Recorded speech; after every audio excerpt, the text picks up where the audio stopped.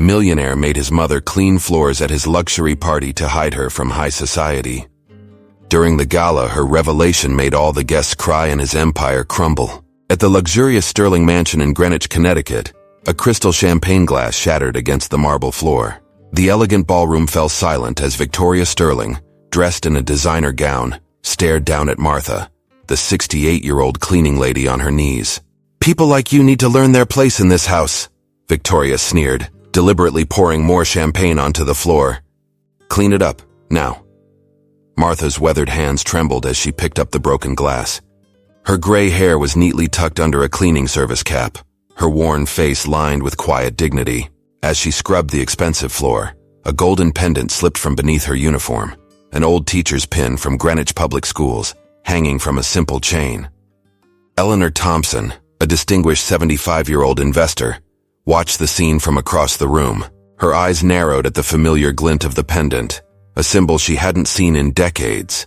Before she could step closer, Victoria's sharp voice cut through the air again. "I said clean it properly." Victoria kicked more broken glass toward Martha. "This is a $2 billion project launch, not some countryside barn party." Martha's hands shook harder as she reached for the scattered pieces. Her chest tightened, the same painful reminder she'd felt in the doctor's office just hours earlier. The words still echoed in her mind. "Without immediate treatment, you have 3 months at most. The cancer is aggressive, Mrs. Sterling." Nearby guests whispered and pointed, some with pity, others with disdain. None of them recognized her as Martha Sterling, the woman who had worked 3 jobs for 30 years to put her son through Yale. The same son who now owned this mansion, Richard Sterling, the real estate magnate about to launch his biggest project yet. As Martha gathered the last pieces of glass, her pendant slipped completely free, rolling across the floor like a lost coin. Eleanor Thompson's breath caught in her throat. She'd seen that exact pendant before, in an old photograph from her childhood. "Leave it," Victoria snapped as Martha reached for the necklace. "The garbage where it belongs." Martha's fingers curled into fists, but her face remained calm. This humiliation was part of her plan, her last chance to save her son's soul before cancer took her away. Through the window, storm clouds gathered over Greenwich, matching the darkness in her heart. 3 months? That's all she had left without treatment. But tonight wasn't about her survival. It was about Richard's redemption. "Yes, ma'am," Martha whispered, her voice steady despite the tears threatening to fall. She glimpsed Richard in his office upstairs, practicing his speech about dignity for the elderly, the cruel irony not lost on her. The old church bells rang in the distance. The same church scheduled for demolition tomorrow to make way for Richard's luxury senior living complex. Martha touched the cross hidden beneath her uniform, next to her heart medication. "Forgive me, Richard," she whispered, "but this is our last chance." Eleanor Thompson moved closer, her expensive heels clicking against the marble floor. She bent down as if to adjust her shoe, her eyes fixed on the fallen pendant. But before she could reach it, Victoria's assistant whisked Martha away to clean another room. Thunder rumbled outside as Martha glanced at her watch. She had exactly 6 hours until midnight to expose the truth, save her son's soul, and protect the community she'd served in secret for 15 years. If she failed, she'd lose everything: her son, her legacy, and the last chance to make things right. The storm was coming, both outside and within the Sterling mansion's walls, and Martha Sterling, hidden behind her cleaning lady's uniform, was ready to weather it, even if it cost her the 3 months she had left to live. Richard Sterling paced in his office, loosening his tie as he reviewed his speech. The bank's deadline weighed heavily on his mind. Either secure the investors by midnight or lose everything he'd built over 20 years. "Darling, stop worrying," Victoria said, walking into the office. "After tonight, we'll have not just the project funding, but also the final approval for Katie's adoption."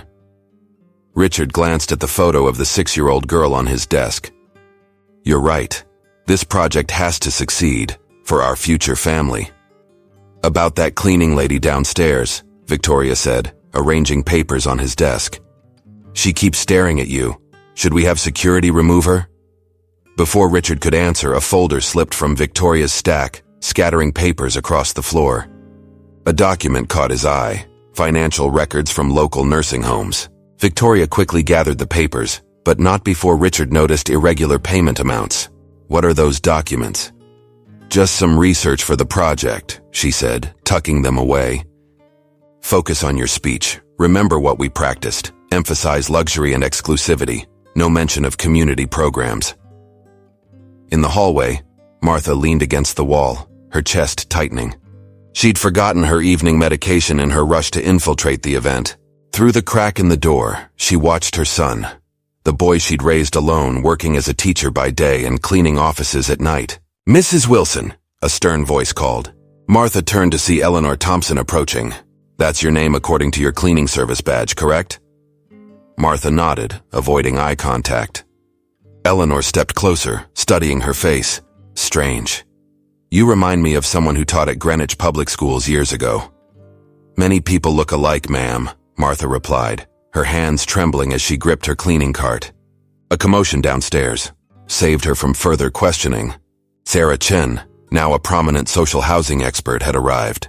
Martha remembered her. They'd worked together as cleaners while Sarah put herself through college. In his office, Richard opened his safe, removing old property documents. The bank would seize everything if he didn't close this deal. His eyes fell on the deed to his mother's ancestral home, the one he'd sold without telling her, using a fake power of attorney. "Richard," Victoria interrupted his thoughts. "The adoption agency called. They're expediting our application for Katie." "That's wonderful," he said, forcing a smile. The guilt of another secret weighed on him. The daughter he'd fathered in college, now grown with a child of her own. A granddaughter his mother never knew existed. Martha moved to clean the adjacent room, fighting waves of dizziness. A photograph fell from her pocket, her recent hospital visit. "Terminal without immediate treatment," the diagnosis read. She had 3 pills left in her pocket, one every 2 hours to stay conscious. Thunder crashed outside as Eleanor made a phone call in the corner. "Yes, investigate everything about Sterling Enterprises. Something's not right about this project." Victoria emerged from Richard's office, nearly colliding with Martha. A USB drive dropped from Victoria's purse, revealing its label. "Nursing Home Acquisitions, Confidential." Martha's hand shook as she picked it up, recognizing what it meant. She'd seen similar documents years ago when helping families avoid financial scams. Victoria was stealing from the elderly. Richard watched the storm through his window, remembering a promise he'd made in this same room years ago.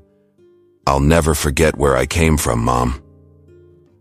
Now, surrounded by wealth but drowning in lies, that promise felt like ashes in his mouth. The church bells rang again, marking 2 hours until the project presentation. Martha checked her pocket. 2 pills left. Eleanor Thompson reviewed old-school records on her phone, and somewhere in the growing storm amid thunder and secrets, a truth waited to break free. A truth that would either save or destroy the Sterling legacy before the night was over. Victoria looked at her watch and smiled. In less than 6 hours, the old church and school would be demolished, erasing the last traces of Richard's humble beginnings. What she didn't know was that every secret in the Sterling mansion was about to unravel, started by a simple cleaning lady with nothing left to lose. Eleanor Thompson cornered Sarah Chen in the mansion's kitchen. "Tell me everything you know about this cleaning service, Sarah. Something's not adding up." "Mrs. Thompson, I don't understand," Sarah started, but Eleanor cut her off. "Don't play games. I recognized your face when you saw that cleaning lady. You know her, don't you?" Before Sarah could answer, Victoria stormed in, clutching old photographs. "What is this?"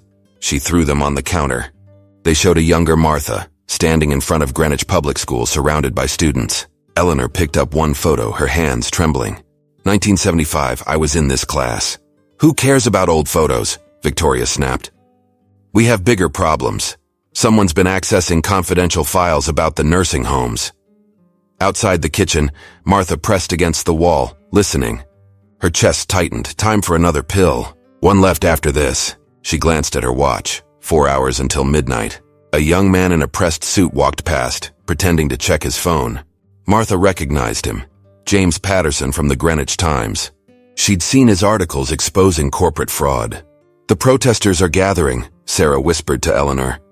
"The old church community. They're planning something during Richard's speech." Victoria's phone buzzed. Her face paled as she read the message. "Impossible," she muttered, rushing out. Eleanor seized the moment. "Sarah, I know about the Golden Hearts Foundation. I know Martha Sterling started it, the same Martha who gave up her baby for adoption 40 years ago. Sarah froze. How did you? Because I'm that baby. Eleanor's voice cracked. And that cleaning lady is my sister. Martha's hands shook as she gripped her cart. The truth she'd buried for 40 years was surfacing. She'd given Eleanor up during her first year of teaching, when Richard was just a baby. She couldn't support 2 children alone. Mrs. Wilson? Victoria's voice made Martha jump. Clean the main hall again. Now. As Martha pushed her cart, she noticed Victoria arguing with a man near the study. Through the open door, she saw stacks of documents about her old family property, the land where Richard was building his project. Everything ready for tomorrow's demolition? Victoria asked the man. First thing at dawn. The old school, church. Everything goes. Martha's heart sank. That land had belonged to her family for generations.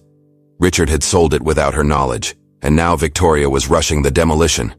In the ballroom, James Patterson snapped discreet photos of financial documents left on a table. Eleanor watched him, then made a call. Get me everything you can find about Victoria's adoption records. The storm intensified outside. Martha took her second-to-last pill, fighting dizziness. Through the window, she saw elderly protesters gathering with signs, "Save our community" and "Stop Sterling Enterprises." I found something, Sarah whispered to Eleanor, showing her phone. Victoria's background. Before the adoption, her family was helped by Golden Hearts Foundation. Martha saved them from bankruptcy. Victoria returned, her face tight with anger. The bank called. They're questioning our nursing home acquisitions. Maybe because you're stealing from them, a voice said. Everyone turned. Richard stood in the doorway, holding the USB drive Martha had found. Richard, I can explain, Victoria started. Thunder cracked as the lights flickered. Martha steadied herself against the wall, her vision blurring. 1 pill left. 3 hours until midnight. Eleanor moved closer to Martha, studying her face. The resemblance was undeniable now. The same eyes that had looked at baby Eleanor before placing her in adoption services. Sarah's phone buzzed with messages from the protesters. Victoria rushed to make calls about the demolition, and Richard, holding evidence of his wife's crimes, faced a choice that would change everything. The old church bells rang again, marking time's passage. Martha touched her teacher's pin, remembering the day she'd given up Eleanor, the day she'd promised to dedicate her life to helping others. Now, as secrets threatened to explode and a storm raged outside, that promise would either save or destroy them all. Victoria stepped onto the ballroom stage, tapping the microphone. Ladies and gentlemen, I have an exciting announcement about the Sterling Senior Living Project. The demolition of the old properties has been moved up to tomorrow at dawn. Gasps rippled through the crowd. Martha, cleaning nearby, gripped her cart tighter. This accelerated schedule will allow us to break ground on the most exclusive senior community in New England, Victoria continued. No more outdated buildings holding us back. Eleanor stood up. What about the historical preservation review? All necessary approvals have been fast-tracked, Victoria smiled. Progress can't wait. In a quiet corner, Martha opened an old folder hidden in her cleaning supplies. Inside lay the original property deeds, showing her family's ownership since 1892. She'd discovered them while cleaning Richard's office last week. The lights flickered as another thunder crashed. Richard checked his phone, a message from his bank. Final deadline, midnight. All paperwork must be verified. Mr. Sterling, a man approached Richard. We need to talk about those property acquisitions. Not now, Jenkins. Yes, now. We know about the forged documents. Martha moved closer, pretending to clean. Jenkins lowered his voice. Pay us an additional $5 million, or we reveal everything about how you really got this land. Richard's face paled. Martha's heart broke. Her son had not only sold her family's land, but had done it illegally. Across the room, Eleanor opened an email on her tablet. Her eyes widened at the attached photo, a young Victoria at a Golden Hearts Foundation event, receiving a scholarship check from Martha. The storm intensified. A power surge made the lights dim momentarily. In that brief darkness, Martha felt her chest tighten. Her last pill was in her pocket, but she couldn't take it yet. 2 hours too soon. I found something, James Patterson whispered to Sarah Chen, showing her his camera. Building permits dated before the historical review was completed. Victoria's voice rang out again. And now, the moment we've all been waiting for. A video presentation about the future of Sterling Enterprises. The projector flickered to life, showing images of luxury apartments. But something was wrong. Mixed in with the promotional photos were old pictures of the church, the school, community gatherings. "What's happening?" Victoria hissed at her assistant. Martha watched as decades of community history played across the screen. She recognized every photo. She'd taken many of them herself, teaching at the school while raising Richard alone. Richard stared at the screen, seeing his own childhood images. Him at school plays, church events, community dinners, all in the building scheduled for demolition. "Shut it off," Victoria commanded. But more photos appeared. Victoria as a teenager, accepting a Golden Heart scholarship. Eleanor as a young girl in Martha's classroom. Sarah Chen's immigrant parents at a community support meeting. The lights went out completely. When they came back on, seconds later Martha was gone. "Find that cleaning lady," Victoria ordered security. "She shouldn't be here." Eleanor stood up. "Actually, Victoria, we need to talk about who really shouldn't be here." Thunder shook the windows. Martha, hidden in a service corridor, clutched her chest. The pain was getting worse. Her last pill sat in her pocket like a ticking clock. Richard retreated to his office, his hands shaking as he opened an old box. Inside lay something he'd kept hidden for 20 years. A letter from his mother, written the day he denied knowing her at Yale. The church bells tolled again. Martha counted the chimes through her pain. 2 hours until midnight. One pill left. And somewhere in the mansion, proof of every lie and sacrifice was about to come to light. Sarah Chen's phone buzzed with urgent messages from the protesters outside. The storm had knocked down the construction fence around the old church. Eleanor read through adoption records on her tablet, tears in her eyes. And Victoria, realizing her carefully built facade was cracking, made a desperate phone call. "Start the demolition now. Tonight. I don't care about the storm." The pieces were falling into place, rushing toward a collision that would change everything. Martha touched her teacher's pin, remembering the motto she'd taught for 30 years. Truth always finds its way home. Victoria cornered Martha in a deserted hallway. "I know you switched those presentation files. Security cameras caught you near the media room." Martha kept her face neutral, though the pain in her chest was increasing. "I was just cleaning, Mrs. Sterling." "Stop lying!" Victoria grabbed Martha's cleaning cart. "Empty your pockets now." As Martha reached into her uniform pocket, her hospital papers fell out. Victoria snatched them before Martha could react. "Terminal cancer?" Victoria read aloud, her eyes widening. "Wait, Sterling Medical Center? Why would a cleaning lady—" She stopped finally, looking at Martha's face properly.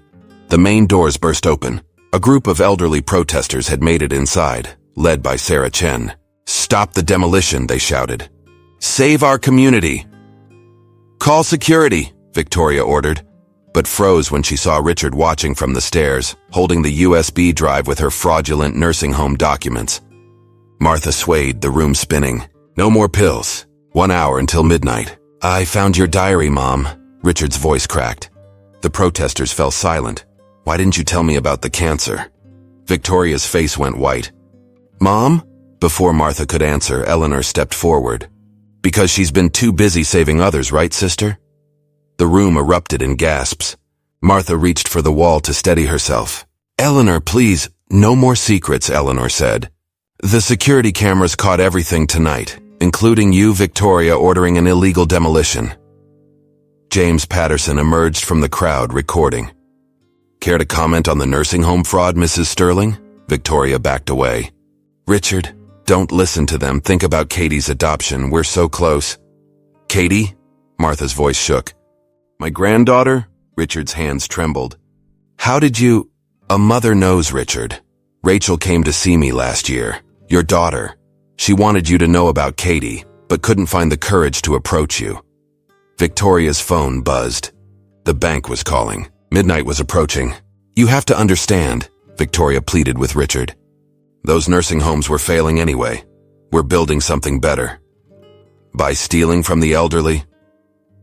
Sarah Chen stepped forward. By destroying their community, Martha's legs gave out. Eleanor rushed to catch her. She needs medical attention. No, Martha whispered. Not yet. Richard needs to see. She pulled out an old envelope from her uniform. Victoria tried to grab it, but Richard was faster. Inside were photos of Victoria at 18, receiving a Golden Hearts Foundation scholarship, Martha's foundation. You were going to demolish the building that saved your own family? Eleanor asked Victoria. The community that put you through college? Thunder crashed. The lights went out again. When they came back, Victoria was gone. The demolition crew, Sarah checked her phone. They're starting now. Victoria must have. Richard looked at his mother, seeing her clearly for the first time tonight. Her cleaning uniform, her pain, her sacrifice. Get my mother to the hospital, he ordered. I'll stop the demolition. No, Martha stood shakily. We go together. One last lesson about what really matters. The protesters parted as Martha walked toward the door, supported by Eleanor and Richard. Sarah Chen was already calling community members. James Patterson followed, documenting everything. Victoria's voice came over the mansion's speakers. You have 10 minutes to clear the property. Demolition begins at midnight. Martha pulled out one final document, the original deed to the property, showing the land's true ownership. She forged my signature, Richard realized, reading the sale papers. No more running from who we are, Martha said, touching her teacher's pin. It's time to remember where we came from. The church bells began to toll midnight. Martha's vision blurred, but she stayed standing. The storm raged outside, and the sound of demolition equipment grew closer. In the chaos, Eleanor made a final call. Release the evidence, all of it. Let the truth come home. Martha took one step forward, then collapsed. The world went dark as Richard's voice called out, Mom, someone call an ambulance. The night wasn't over, but its darkest secrets had finally come to light. Stop the demolition! Richard's voice echoed through the storm as ambulance lights flashed in the mansion's driveway. Martha lay unconscious on a stretcher, Eleanor holding her hand. Sir, we need to go now, the paramedic urged. Her vitals are dropping. Victoria appeared at the top of the grand staircase. Richard, think about what you're doing. Everything we've built is based on lies, he cut her off. Just like the adoption papers for Katie. The crowd of elderly protesters gathered closer, phones recording every moment. James Patterson typed rapidly on his phone, updating his breaking story. You want the truth? Victoria's voice turned cold. Fine, here's the truth. She pulled out her phone, playing a video from 20 years ago. Young Richard at a Yale party, loudly denying he knew his cleaning lady mother. I've protected you, Richard. Protected your image.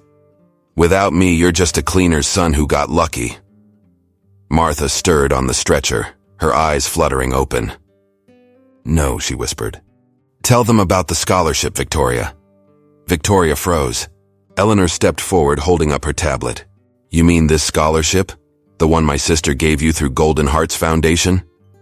The video played on Eleanor's tablet, teenage Victoria accepting a check, hugging Martha. Thank you, Mrs. Sterling, young Victoria cried. You saved my family. Turn that off, Victoria demanded. Why? Sarah Chen challenged. Ashamed that a cleaning lady helped you get where you are? Thunder crashed as Martha tried to sit up. The property deeds, she gasped. Richard, the box in my cart. Richard found the old metal box. Inside, decades of documents told the true story. His mother had secretly bought back their family land piece by piece, using Golden Hearts Foundation funds. The land was never yours to sell, Eleanor told Victoria. Martha put it in a community trust 20 years ago. Victoria laughed bitterly. You think that matters now? The demolition starts in 5 minutes. Your precious community will be rubble. Not if the real owner objects, a new voice said. Everyone turned. Rachel, Richard's daughter, stood in the doorway holding little Katie's hand. Hi, Dad. Grandma Martha said you might need these. She held up a stack of legal documents. Victoria stumbled back. Impossible. I destroyed those papers. You destroyed copies, Rachel smiled. Grandma Martha taught me to always keep originals safe. The paramedics insisted they needed to leave. Martha reached for Richard's hand. Remember the day you promised me at Dad's funeral? Richard's eyes filled with tears. That I'd never forget where I came from. Well, son, Martha's voice strengthened. Where do you come from? The mansion lights flickered as Richard looked around. At the elderly protesters who'd taught him in school. At Sarah Chen, who'd cleaned offices alongside his mother. At Eleanor, the aunt he never knew. At his daughter and granddaughter, standing with the original property deeds. "I come from here," he said finally. "From this community. From you, Mom." Victoria's phone buzzed. The bank's final warning. "Midnight. Stop the demolition," Richard commanded into his phone.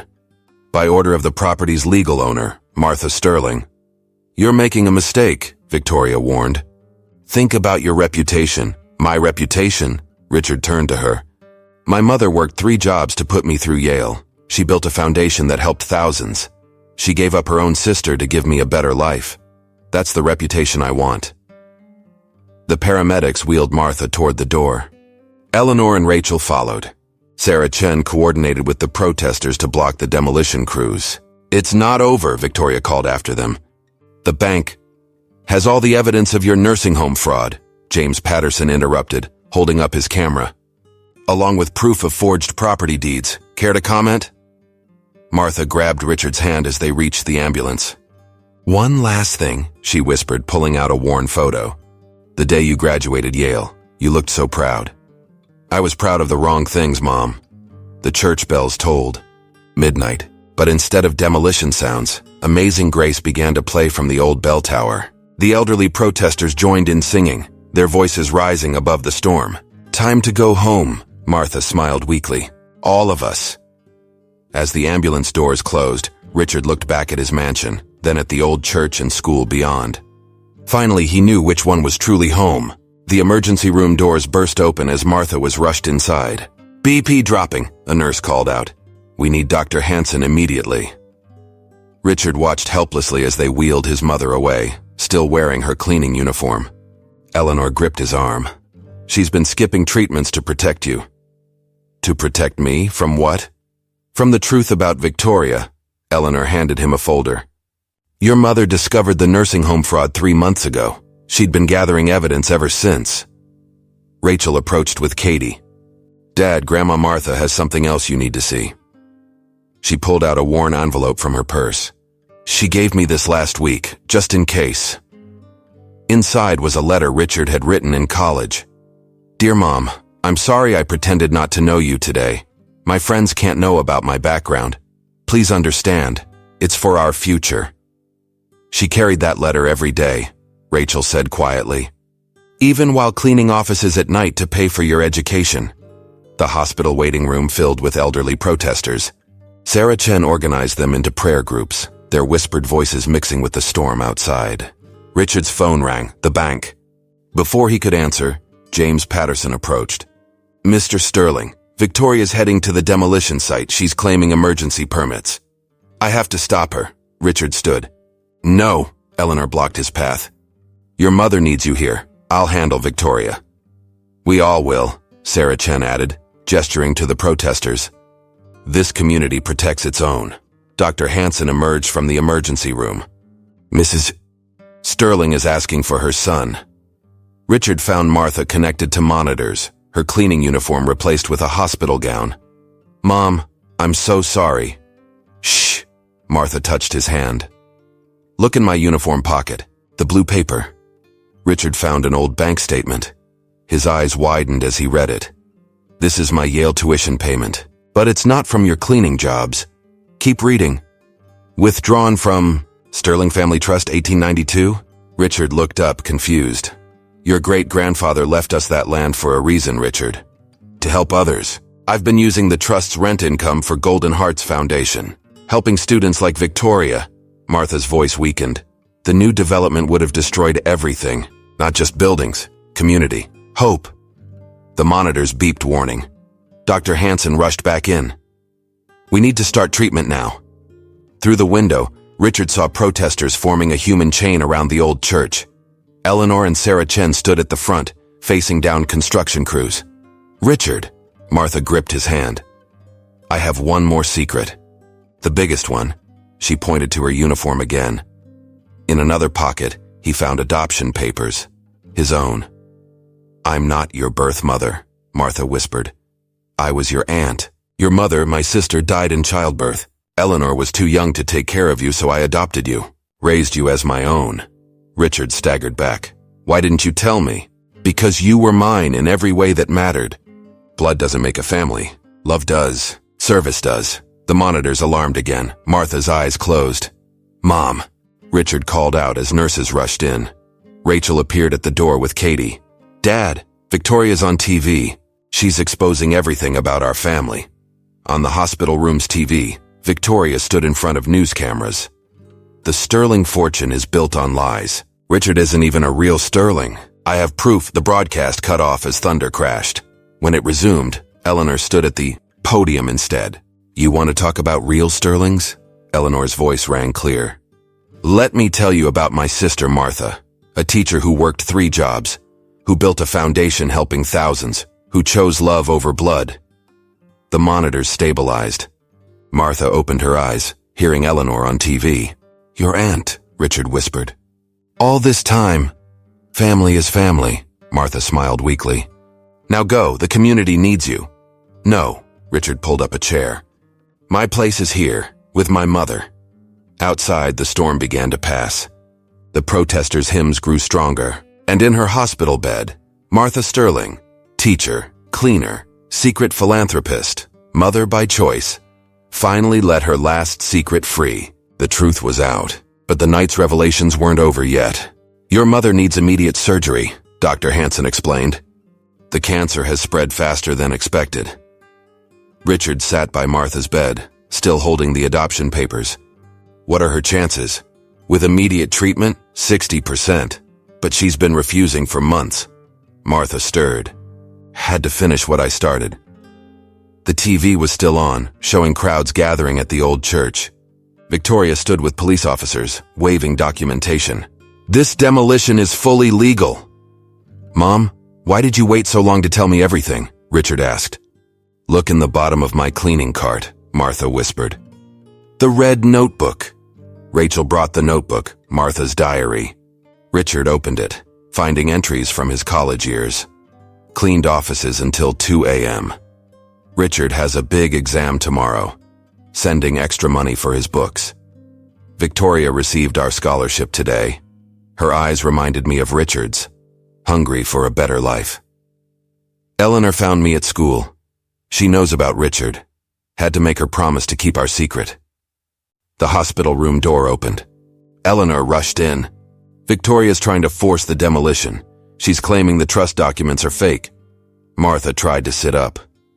The original trust is in the bank vault. Box 314. I'll get it, Rachel said, but Martha grabbed her hand. No, Richard needs to go. He needs to see what's inside. Richard looked at his mother, connected to monitors and IVs. I can't leave you. Some choices define us forever, son. Martha's voice strengthened, like the choice I made to be your mother. The TV showed construction crews moving toward the church. Sarah Chen and the protesters linked arms, singing hymns. Richard's phone buzzed. The bank again. Final warnings about loan defaults. Go, Martha insisted. Box 314. Hurry. Richard ran through the storm to Greenwich National Bank. The manager recognized him immediately. Box 314, Richard demanded. Sterling Family Trust. Inside the box, he found more than trust documents. Photos spilled out. Martha receiving her teaching award. Martha cleaning offices at night. Martha helping Victoria's family avoid bankruptcy. Then he saw it. A letter from his birth mother, Eleanor's sister, written the day she died. Martha, take care of my boy. Show him that true wealth isn't in bank accounts. It's in how many lives we touch. Richard's phone lit up with messages. Rachel, Mom's going into surgery. Eleanor, Victoria found old arrest records. She's threatening to expose everything. Sarah Chen, demolition crews are breaking through. He had to choose. Racing back to the hospital, Richard found Victoria in Martha's room. It's over, Victoria announced. I've told the press everything. Your adoption, your mother's arrest for protest in the 70s, the fake Sterling name. Martha opened her eyes. Nothing fake about standing up for what's right. You're just a cleaning lady who got lucky, Victoria snapped. No, Richard stepped forward. She's a mother who gave everything for her son, who taught an entire community about dignity. The bank called, Victoria smiled. You've lost it all. The company, the mansion, everything. Richard looked at his mother in her hospital bed, at Rachel and Katie huddled nearby, at Eleanor standing protectively by her sister. No, he said. I haven't lost anything that matters. He pulled out his phone, dialing the bank. This is Richard Sterling. I'm transferring all company assets to the Golden Hearts Foundation, effective immediately. Richard, don't, Victoria started. My mother taught me that true wealth is measured in lives changed. He turned to Martha. I finally understand. The doctor appeared. We need to take her to surgery now. Martha gripped Richard's hand. Box 314. Did you read everything? Yes, Mom. I know who I am now. A Sterling, your son. As they wheeled Martha away, the TV showed the demolition crews retreating. The old church bells rang out in victory. Victoria stormed out but stopped at the door. You'll regret choosing her over me. Richard watched his mother disappear into surgery. No, he said quietly. That's one choice I'll never regret. Eleanor touched his shoulder. She never stopped believing in you. Outside, the storm began to clear. The oldest choice of all, between love and pride, between service and self, had finally been made. Now they could only wait and pray and hope that it wasn't too late. Hours passed in the hospital waiting room. Richard stared at his mother's diary, reading entries from decades ago. Started teaching financial literacy at night. These families deserve a chance, just like my Richard. Sold my wedding ring today. Richard needs new college books. Victoria's family came for help. Her father lost everything in the crash. Had to find a way. Sarah Chen burst through the doors. The press is everywhere. They found the old school records. On the waiting room TV, reporters surrounded the church. Breaking news, Sterling Enterprises CEO Richard Sterling's past exposed. His mother, Martha Sterling, reportedly started Golden Hearts Foundation while working as a cleaning lady. Eleanor turned up the volume as Victoria appeared on screen. The Sterling name is a lie, Victoria announced. This whole empire is built on deception. Richard isn't even... The broadcast cut to a new video. Security footage from the mansion. Victoria stealing documents. Victoria threatening elderly residents. Victoria ordering illegal demolitions. Who released this? Victoria demanded off camera. James Patterson stepped into frame. The truth always comes out, Mrs. Sterling. Every last bit. Rachel approached Richard with more papers from box 314. Dad, look at this. They were loan documents. Martha had been secretly buying foreclosed properties, turning them into affordable housing for seniors. Your mother created a parallel company, Eleanor explained. Everything Victoria tried to destroy, Martha was quietly saving. The surgery doors opened. Dr. Hansen emerged, looking tired. The cancer is aggressive, he said. But she's fighting. Just like she's fought her whole life. Can we see her? Richard asked. Soon. She's asking for her teaching pin. Rachel pulled it from Martha's cleaning uniform. The small golden pin that had started everything. The TV showed crowds growing at the church. Not just protesters now. Former students. Families Martha had helped. People whose lives she'd touched. Richard, Sarah Chen called him over. You need to see this. She handed him a stack of letters. Thank you notes to Golden Hearts Foundation. Thousands of them. Your mother saved my house. Mrs. Sterling helped me start my business. She taught me how to manage money. Martha gave me hope. Victoria stormed into the waiting room. The board is meeting in an hour. They're voting to dissolve Sterling Enterprises. Good, Richard said, not looking up from the letters. Good? You're losing everything. No, he finally faced her. I'm finding everything I lost, my mother, my family, my purpose. Eleanor's phone rang. She listened, then smiled. The trust documents are verified. The land legally belongs to Golden Hearts Foundation. Impossible! Victoria grabbed the phone. Very possible, Sarah Chen said. Martha made sure of it. 20 years of careful planning. The surgery doors opened again. Martha was being wheeled to recovery. Richard, she called weakly. He rushed to her side. Her face was pale, but her eyes were clear. The letters, she whispered. You saw them. Yes, Mom. All of them. Why didn't you ever tell me? Had to let you find your own way, even if it hurt. Victoria watched from the doorway. For a moment, something flickered in her eyes. Recognition. Remembrance. You helped my family, she said quietly, when I was 17. The scholarship. Everyone deserves a chance, Martha said, even those who forget where they came from. The TV showed demolition crews packing up, leaving the church untouched. The community had won. Rachel brought Katie to Martha's bedside. 3 generations of Sterling women together at last. What happens now? Katie asked. Martha touched her granddaughter's hand. Now we rebuild. The right way. Outside, the sun began to rise. The storm had passed, but its cleansing power had washed away decades of lies, revealing the truth beneath. A truth built not on wealth or status, but on a teacher's dedication, a mother's love, a community's strength. And in her hospital bed, Martha Sterling, teacher, cleaner, mother, savior of thousands, finally allowed herself to rest. The work wasn't finished, but now she wasn't doing it alone anymore. Ladies and gentlemen, Richard stood at the church podium 3 days later. I've called this press conference to tell the truth about Sterling Enterprises.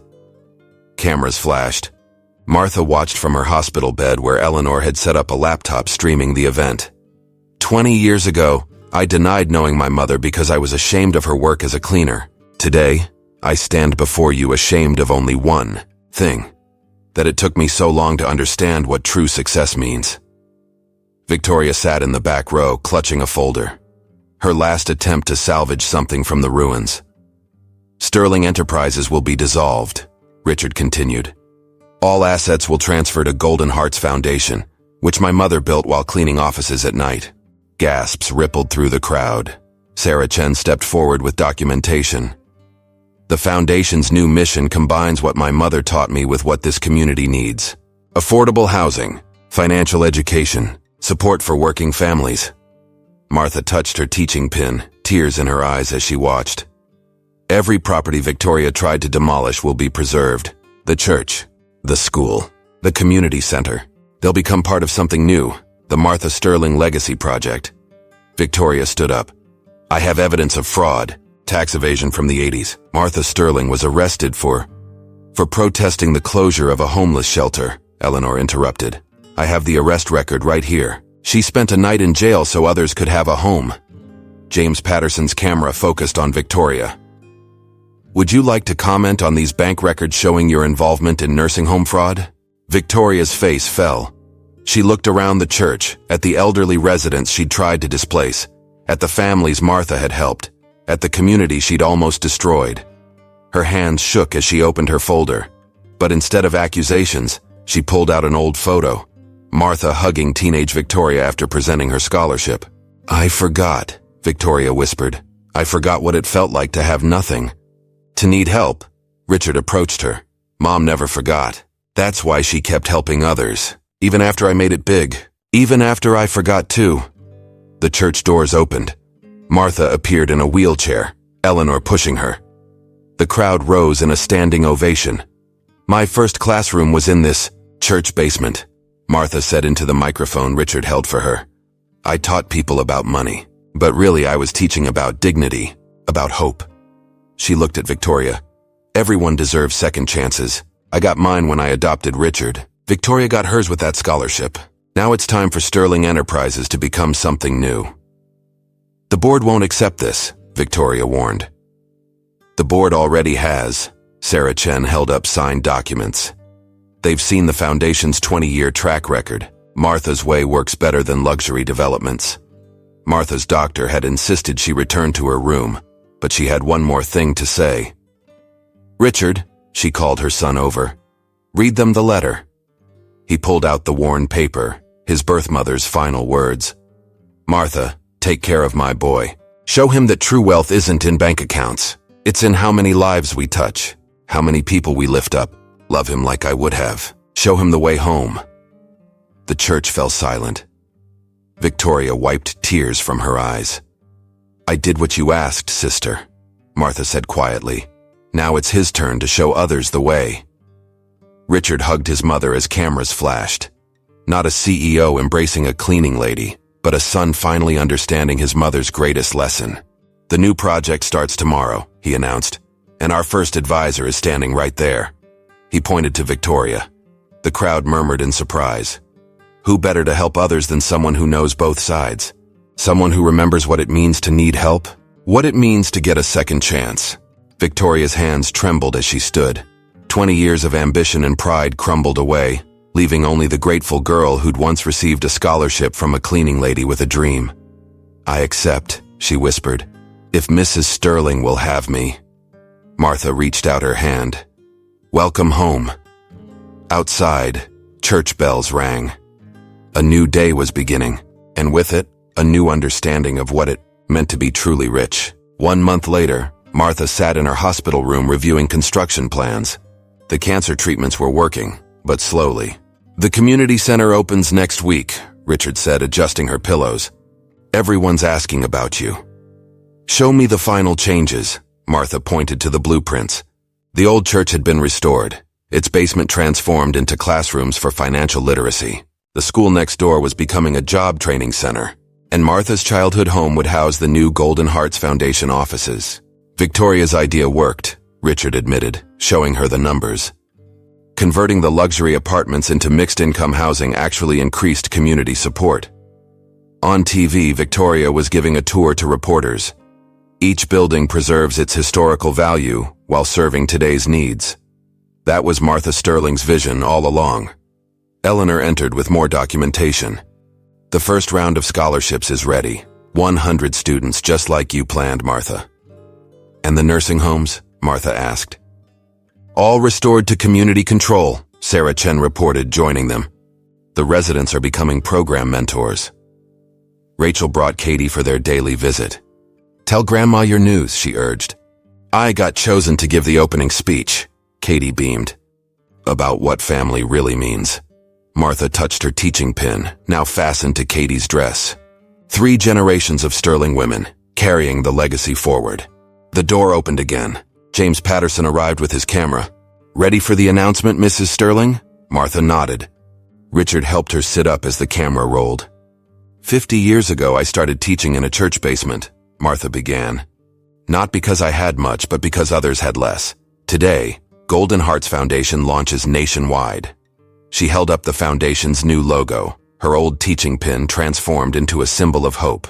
Every city will have a Martha's Legacy Center, Richard added, offering what Mom taught me, education, opportunity, and dignity. Victoria appeared in the doorway, carrying fresh flowers and files, her designer suits replaced by simple business wear. The first center opens in my old neighborhood, Victoria said, where Mrs. Sterling saved my family. Show them the surprise, Eleanor urged. Victoria opened a folder. Every employee from Sterling Enterprises has been rehired. But not to build luxury homes.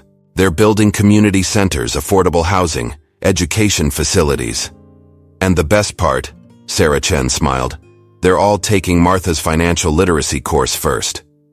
Martha's doctor entered with test results. Everyone grew quiet. The treatment is working, he announced. Slower than we'd like, but working. The room erupted in joy. But Martha raised her hand for silence. That means we have work to do, she said. Real work. The kind that matters. She pointed to her old cleaning cart still sitting in the corner. I kept that to remember. Success isn't about rising above your roots. It's about growing deeper into them. Richard knelt beside her bed. Mom, you don't have to worry about work anymore. Just focus on getting better. My whole life is about work that matters, Martha touched his face. That's what I want my legacy to be. Katie climbed onto the bed. Can I wear your pin for the opening speech, Grandma? It's yours now, Martha smiled. Your father finally learned its lesson. Now it's your turn to carry it forward. Eleanor checked her phone. The contractors need final approval on the community center colors. Blue, Martha and Victoria said together, then laughed. Like the teaching pin, Victoria explained. Like new beginnings. Outside, crews were already painting the old church. The same church where Martha had first taught, where she'd helped Victoria's family, where a community had stood together against destruction. Richard watched his mother reviewing more plans, still teaching, still building, still believing in second chances. The cleaning cart stood in the corner, a reminder of where they came from. But the future stretched before them, bright with possibility. Martha Sterling's legacy wasn't in buildings or bank accounts. It was in lives changed, hope restored, dignity preserved. And it was only beginning. 1 year later, crowds gathered outside the restored Greenwich Church. Banners announced, Martha's Legacy Center, grand opening. Martha Sterling stood at the podium, her hair grown back after treatments, her teaching pin now framed in the center's lobby. When I started cleaning offices at night, she began, people asked why I didn't look for an easier way. Today I can tell you, there is no easier way than doing what's right. The audience included faces from every chapter of her journey. Former students, families she'd helped, community members who'd stood against the demolition, even some of the construction workers who'd almost torn it all down. Golden Hearts Foundation started in this church basement, Martha continued. Today, we're opening our 100th center across America. But more importantly, we're opening doors for people who need a second chance. Richard sat in the front row with Rachel and Katie. Behind them, Eleanor and Sarah Chen supervised a group of senior mentors, former nursing home residents now teaching financial literacy. My son once asked why I kept cleaning even after he became successful. Martha smiled at Richard. The answer was simple. Success isn't about stopping work, it's about creating work that matters. Victoria stepped forward with the day's schedule. No longer the ambitious socialite, she'd found her calling managing the Foundation's scholarship program. Our first-class graduates today, Victoria announced. 1,000 families trained in financial management. 500 new businesses launched. 200 homes saved from foreclosure. The old cleaning cart stood in a place of honor, transformed into the center's logo, a symbol of dignity and honest work. But numbers aren't what we're really celebrating, Martha said. We're celebrating second chances, new beginnings, the kind of wealth you can't count in dollars. She gestured to the renovated buildings around them. The church's basement now housed classrooms. The school offered job training. Her childhood home had become administrative offices. Every city with a Martha's Legacy Center follows this model, Richard explained to the press. Education, housing, community, the 3 pillars my mother taught me. Katie approached the podium with Martha's old teaching pin. Grandma, can I read the pledge? Martha nodded and Katie faced the crowd. We pledge to lift as we climb, to remember where we came from, to measure success by lives changed, not money earned. The ceremony continued with stories from people Martha had helped. A single mother who'd saved her home, an immigrant family who'd started a business, elderly residents who'd found new purpose as mentors. Mrs. Sterling saved my family 20 years ago, Victoria testified. She taught me about money when we had none, about dignity when we'd lost everything. I forgot those lessons once. Never again. Eleanor presented Martha with a surprise, the original deed to the family land, now permanently protected as a community trust. My sister gave me up for adoption to give her son a better life, Eleanor told the crowd. Today, we're all better because of her sacrifice. Sarah Chen unveiled the center's mission statement. Education is not charity, it's justice. Martha Sterling, 1975. The day's biggest surprise came when Richard announced the national expansion. By 2025, every state will have a Martha's Legacy Center. Not because it's good business, though it is, but because it's right. Martha's doctor attended the ceremony bringing her latest test results. Complete remission, he announced. Like everything else in your life, Mrs. Sterling, you beat the odds. The cleaning cart had been restored, its dents and scratches preserved. A plaque beneath it read, "No work is small if it lifts others up." My mother taught me that true wealth isn't in what you gain, Richard concluded. It's in what you give, not in rising above your roots, but in growing deeper into them. As the ceremony ended, Martha visited her old classroom in the church basement. The desks were new, but the spirit was the same. On each desk lay a manual, Financial Dignity, the Martha Sterling Method. Victoria found her there. The first scholarship recipients are ready to mentor new families. Full circle, Martha smiled. That's how community works. Outside, Katie gave tours to visitors, proudly wearing her grandmother's teaching pin. Rachel coordinated with other centers via video conference. Eleanor and Sarah Chen trained new instructors. The church bells rang, no longer under threat of demolition.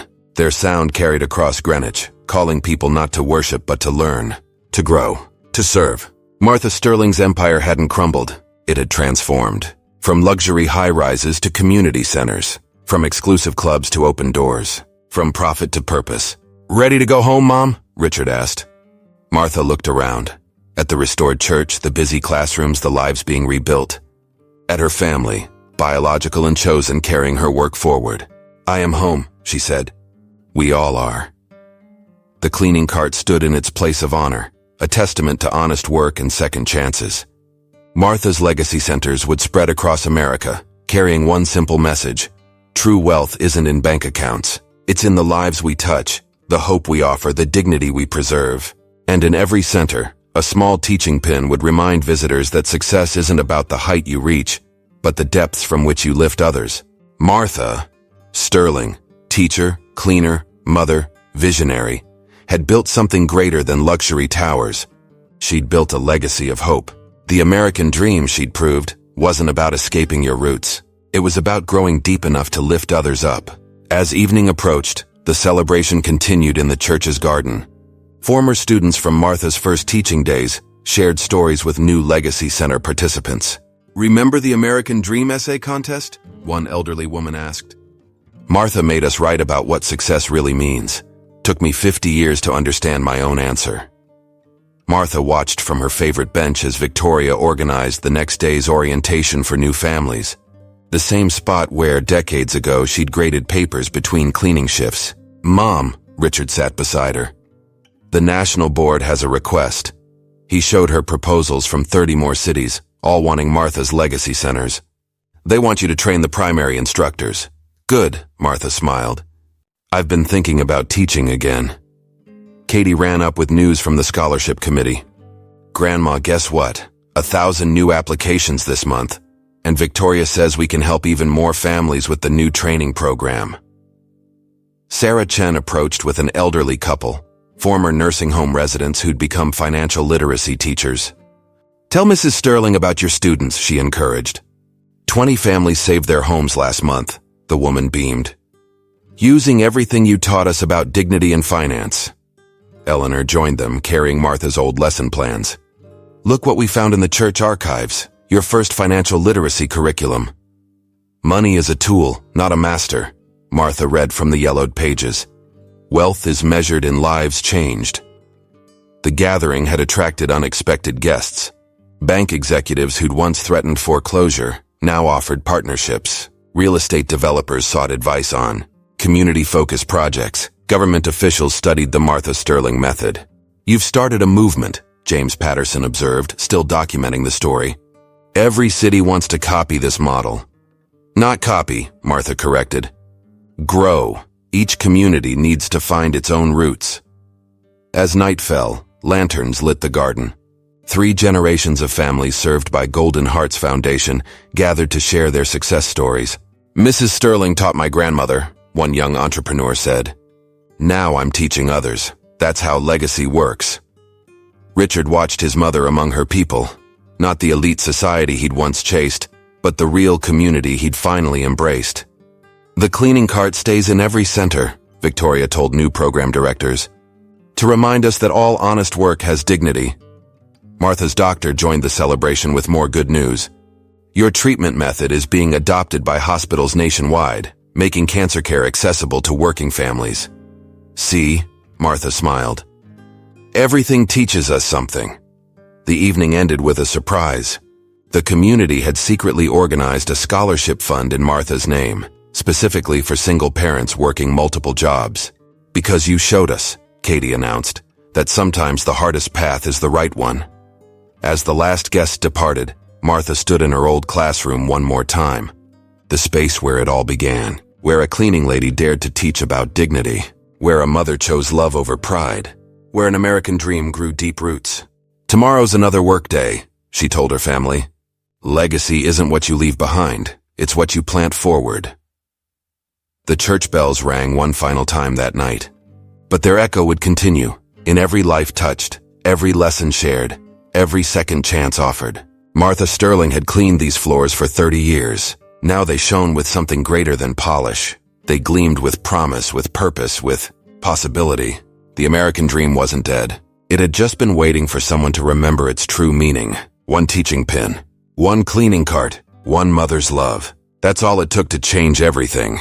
If Martha's story touched your heart today, don't forget to hit that like button and share your thoughts in the comments below. What would you do if you had to choose between wealth and family? Have you ever witnessed someone sacrificing everything for their child? Subscribe to our channel for more powerful stories that remind us what truly matters in life. Remember, success isn't about rising above your roots. It's about growing deep enough to lift others up.